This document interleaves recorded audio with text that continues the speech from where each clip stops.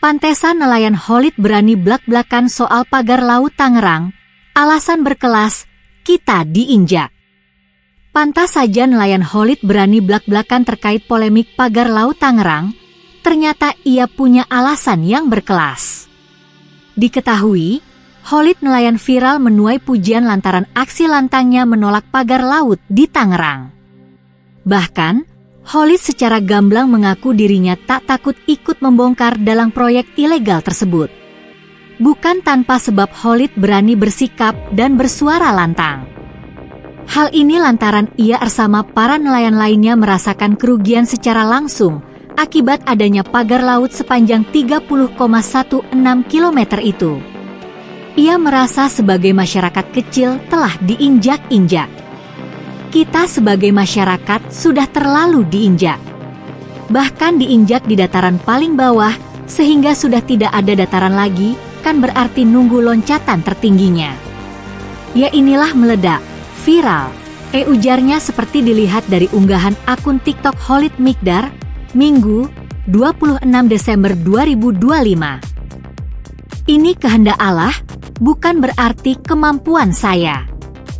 Tapi mungkin ini cara Allah membantu atau mendengar jeritan masyarakat yang terzalimi, sambungnya. Ketika disinggung alasannya berani memprotes pagar laut Tangerang, Khalid tersenyum. Pertanyaan ringan, selorohnya. Nelayan asal Serang itu menekankan jika semua yang ada di muka bumi adalah milik Sang Pencipta. Tidak ada alasan baginya untuk gentar menghadapi keserakahan yang dibuat sesama manusia. Sudah saya bilang, selain Tuhan yang Maha Esa, Allah, semua kekuasaan di muka bumi ini lenyap, punah. Harta, ketenaran, kehebatan, kesaktian, kekuasaan, apa saja, selain dari Allah punah. Makanya yang saya hadapi keserakahan dan kerakusan, ungkapnya. Khalid juga menegaskan dirinya tak takut kehilangan nyawa karena persoalan seperti ini.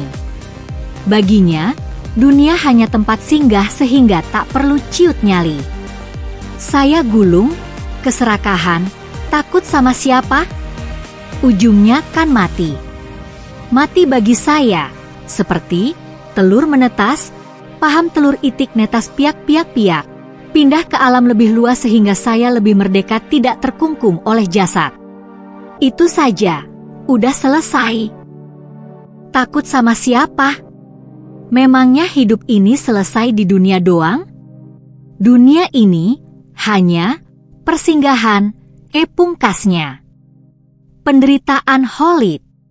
Sebelumnya, Khalid sempat membeberkan penderitaannya selama ini. Khalid sempat menyebut nama Ahok dan Anies Baswedan saat menceritakan penderitaannya. Saat hadir menjadi narasumber tentang pagar laut Tangerang di siniar Abraham Samad, Khalid mengaku sudah merasa dijajah sejak 2005. Kala itu, ia dan sesama rekan nelayan memperjuangkan supaya penambangan pasir laut di wilayah pesisir Banten dibatalkan.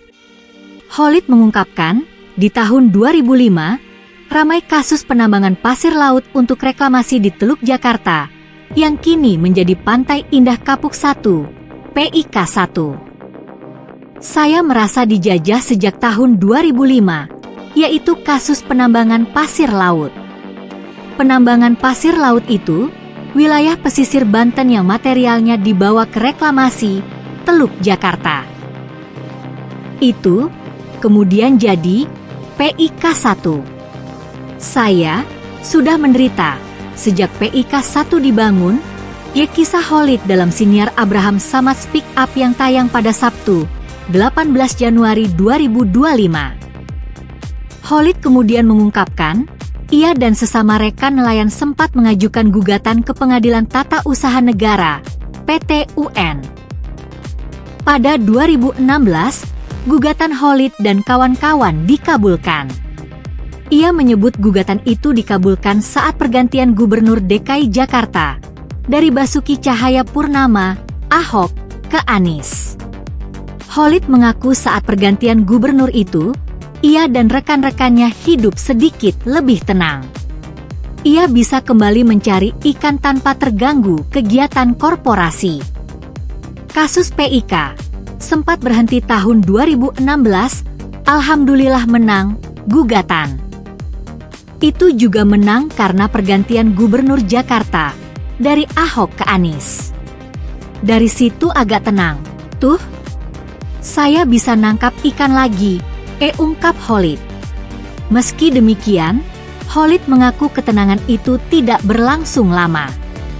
Sebab, ia merasa dibatasi ruang geraknya dalam mencari ikan setelah muncul pagar laut di perairan Tangerang. Kok ruang lingkup saya mencari ikan dibatasi? Jadi ketika saya mau menjaring ke wilayah Tangerang, di Tangerang banyak pagar, kata Khalid. Ia lantas menegaskan, pagar laut itu bukan dibangun secara swadaya oleh masyarakat. Pasalnya, hanya dilihat dari struktur pagarnya saja, kata Khalid, tidak mungkin dilakukan oleh pihak tak berduit. Kalau ngelihat bangunan pagar itu tidak mungkin dilakukan oleh orang tidak punya duit. Nggak mungkin warga lokal yang membuat. Jika ada orang yang percaya, saya pikir harus dibawa ke psikiater. Pasti bohong. Iya, butuh biaya besar, tegas dia. Sebelumnya, seorang nelayan bernama Khalid mengaku sudah mengetahui sejak lama terkait pagar laut tersebut. Namun saat itu belum di kota-kota. Dia juga pernah berbicara dengan pekerja yang diminta memasang pagar dari bambu tersebut. Pekerja ini mengaku diperintah oleh sebuah korporasi yang cukup ternama di Jakarta.